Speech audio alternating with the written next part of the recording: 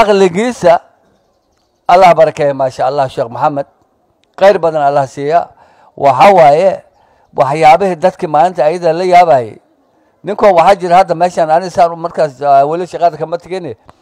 نين عن الدجال عد كسر قاضي وهذا هو أنا نكوا ونقصر درقها بلودي ده أنت كسر ريحة بلودة أنت كقد كو كلاس ودي وحصادن هذا أيام مره هذه إيه شربت هذه إيه معان كده هرت أركه هينا وحلنا هاي ما هذا نوعلينا أسجنا وحال مركز بقى والدين تهدي عنا هاي سكولكي أيوة ماسكسكي وحنا لا تصي نظام كامل أو كو كامل whether it is curriculum or Islamic education labadaba inay kaamil ku yihiin aan la tusay waxa aan rabno soo intaas ma waxa aan raadinayno oo fikirayno ilmaheena ay diin yeeshaan curriculumka education level ay noo hagaagaan ay ahayd marka labadaba kaamil ay noo yihiin waxaan markan ku wacyigelinayaa oon idin leeyahay walaalayaal horta annagana maamulkaas inaas moraalka ka jabin aan ku dadaalna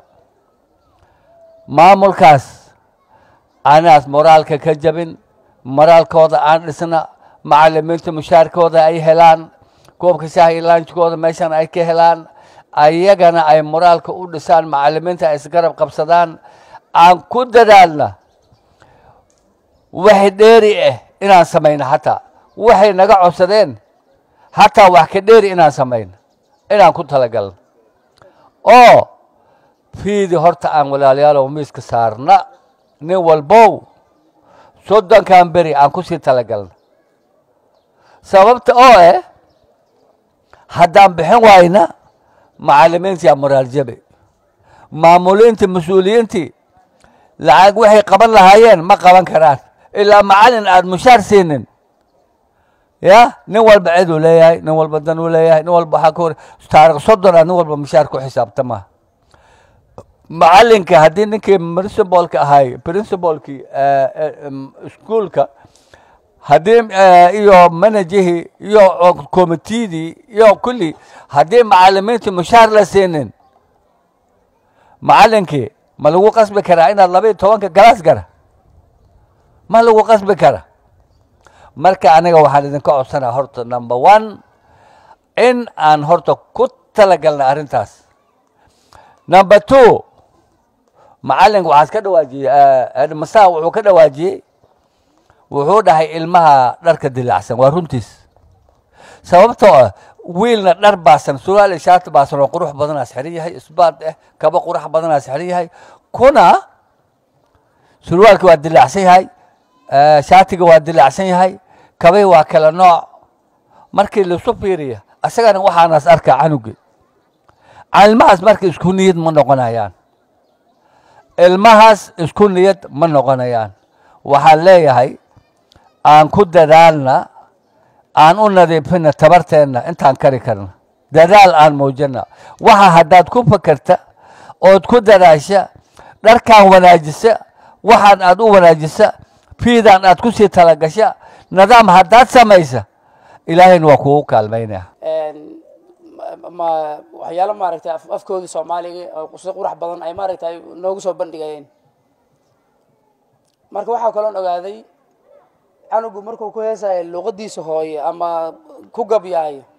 in luqadoosan aqoonin oo sidii Soomaali oo kale markuu ku gabyaay inay kala duwan yihiin oo hatta qaabku cunuga dareemay isoo soo bandhigay ay kala duwan yihiin صح صادرت عنق مركي oo maaragtay ku heesay sida Soomaali luqad kale oo kale ama afkiisa hooyo markuu ku heesayo dadweynaha wax uu sheegay isku mid ma yahan ila luqadan uu garanaya luqada hooyadiis saf fiican maaragtay asaga dhanba isjijibinay u soo bandhigaya mid koobaad marka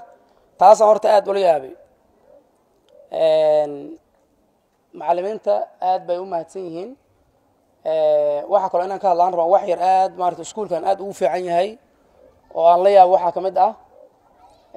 wax la awareness ama iska warqab iskuulo badan ilmo inoo dhigan jireen cunugu iska aadaya waqti ugu rabo isku imaanaya hadduu soo daahay iyo hadduu soo gambiyo iyo wax kusoo wacay ma lahan midnaba laakiin iskuulkan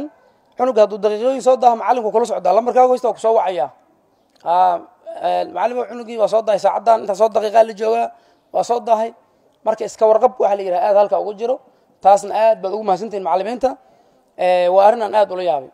hadda ka hor cunuga ii dhigan jiray iskuulladan kale ama publica ama dowladda ah cunuga iska baxayaa tan kale waxa qaabka qoraalka cunuga markaan maogtahay intii macallin ahaan jiray qaabka cunug wax uu qoraya waan fiiriyaa inta badan kan iyo kan horay dhigan jireenba cunugan hadda ka hor raacay iskuulka dowladda igran u raacay markaasaa waxaan arkay buugagtiisaan mar hore fiiriyey laynka buugga ka koroo ka bilaabaya wax markuu qoraya laynka buugga banaankiisu kasoo bilaabaya cidda markuu imaado warqaddii aan jaray sabuuradan ugu qoro waxaan dhahay buuggiisaan ka koobiyey sabuuradan ugu qoray kadib waxaan ku yidhi sidaan u qor fartana kalaba bixi geeskuu ka bilaaba halleenoo ka wada dhigaya wax dhexdood u samaynaa ma lahan marka sidaan u qorihay aan ku idhi maalinka dambana waan raacay iskuulkiiaan tagay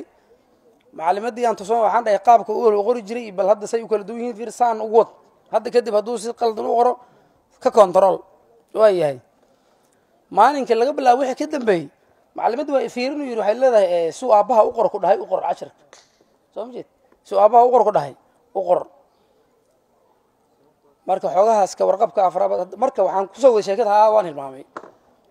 iskuulkii markaan fiiriyey inta ilmaan keenay markaan fiiriyey buug xanshacad oo buug Soomaaliya lagu qoray leenka waa la toosinayaa wax banaanka laga bilaabayo ma jirto si sax buu cunugu farta ku keenaya marka saa darteed marka ilmihii meelaha kale ku jirin waan soo bixiyay halkaan isku wada keenay fartooda aad baan u mahadiyey saa darteed marka iska warqabka macallimiinta ay waalidka soo wacayaan cunugu qaabku farta u qoraya labiska waxa kale la yaabay oo haddana meesha ku jira oo si fiican maarta iskuulkan oo aad iskuulada ugu dun yahay labiska soo hadda jiifka sheegayay ilmaha aad bay u labistaan oo cunug maaragtay si fiican inuu dharka si fiican soo xirto takan buu xiranayaa maalin walba dharka halleeda qoyleeyahay waa nadaafad cleanliness waxa la yiraahdaa environment waa arkaysan aad bay clean u tahay ardayda soo kor labiskoodu waa artay waa clean to waa taas marka environment macnaha nadaafadeeda iyo dharka ilmaha ay qabaan ay kulli ayagana maaragtay aad bay nadiif u yihiin taasna waa mid kale oo ayadana lala yaabo oo inaad socotaan midda saddexaad ilmaha waxay aad u soo bandhigeen markaan ka hadalno horaan ugu soo hadlay iyo qaabka loo soo saaray macallimiinta u soo saareen horta macallin khayr Allah siiyo waxaa la yidhaha ingiriis xukum maaha a teacher is like a candle that burn itself in order to give others light macallinka wuxuu la mid yahay shamaca aan shidanno oo kale oo isaga isgubay suu dadka kale nal u siiyo shamaca isaga isgubay oo baabaya isagoo dhan dad kale nal buu siinaya macallinku waa sidoo kale macallinku wuu dadaali dadku wax baray laakiin isaga dhib badan buu marayaa suu dadkan kale u soo saaro maaragtay cilmiga u soo saaro aqoon iyo jahliga ma sinna jahligan wax yar inaan ka yar qosiyaan rabaa jahliga iyo dhibkuu leeyahay wax yar idinka tusin rabaa hadda ka hor baa waxaa dhacday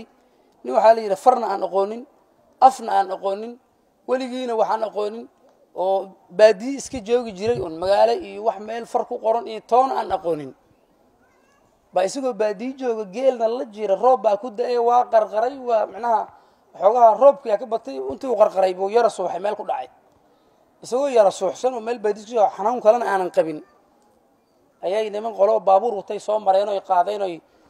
cusbitaal weyn oo Nairobi ku yaala laga riday ninka nin suuxsan waxa loo maleeyay oo maaragtay xanuunsan baa loo maleeyay ilaa ninka waa gaajoodo waana qarqaray bas wax xanuun qaba lama arko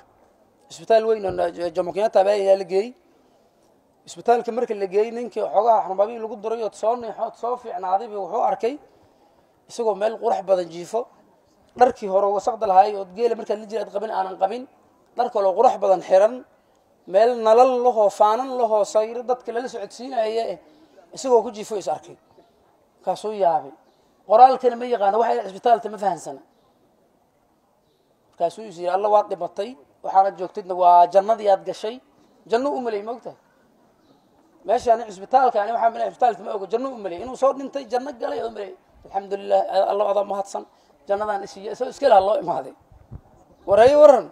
alxamdulillah ilaahay jannadan isagoo ku haay markaasuu wuxuu maqlay jannada dhexdeeda may horta isagoo iska fadhiya waxaa arkay dad jannada rag iyo dumar fara badan oo duleerado naaga cadcado isbitaalka dhex socda u arkayo jannada inuu galo u malaynaya dadkaana xuurulciinta u malaynaya naagii dhakhaatiirta kamid oo isbitaalka dhex maray intuu ku soo boodo gacanta dhab siyaaligeed soo jiidi iskugu imaado lagu buuq war maxaad ka rabtaa iyadana ay iska filigtay markaasuu yidhi xuurulciinta caasinimadan kuma maqlina maxaa ku dhacay caasinimadan kuma maqlina maxaa ku dhacay wuxuu isu malaynaya inuu janno ku jiro waa la warsaday marka nin baa looga yeeray soomaaliya la yiri ninka horta warsad maxaa ku dhacay maxaa dhakhtarada gacanta u qabtay soo meesha jannadii ma ahan soo xuurulciin ma ahan maya isbitaalaad ku jirtaa adiga waxba ma fahmaysid oo qoraal ma fahmaysid oo meesha bukaanta maya ninkaas marka intaa wuxuu ogey waa aqoon la-aan hadduu far aqooni lahay wixii meesha ku oran buu akrin lahaa saa darteed marka taas waxaan ugu talagalow inaan xoogaha aad hadalka aan ku dheeraadee xoogahan idinka yara qusashay saa darteed waxaan leeyahay waxbarashada aan maaragtay aan ardayda aan keenna ilmaha dadweynaha hataa ardayda keliya ma ahan waxbarashada si ahaanba aan ku dadaalan ayaan idin leeyahay tan kale macallimiinta waad mahadsan tihiin waxaan salaamayaa waalidiinta macallimiinta iskuulka waad mahadsantihiin maanta xafladda sharafta leh oo waalidiinta aad siiseen aad u dhigteen alxamdulilah ilaah ayaa mahad iska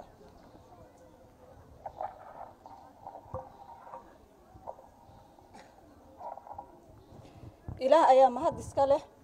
ani wax kaloon ku daraya ma lahan wixii la sheegi lahaa waa la sheegay waalidiin badan oo iga horreysay ayaa sheegtay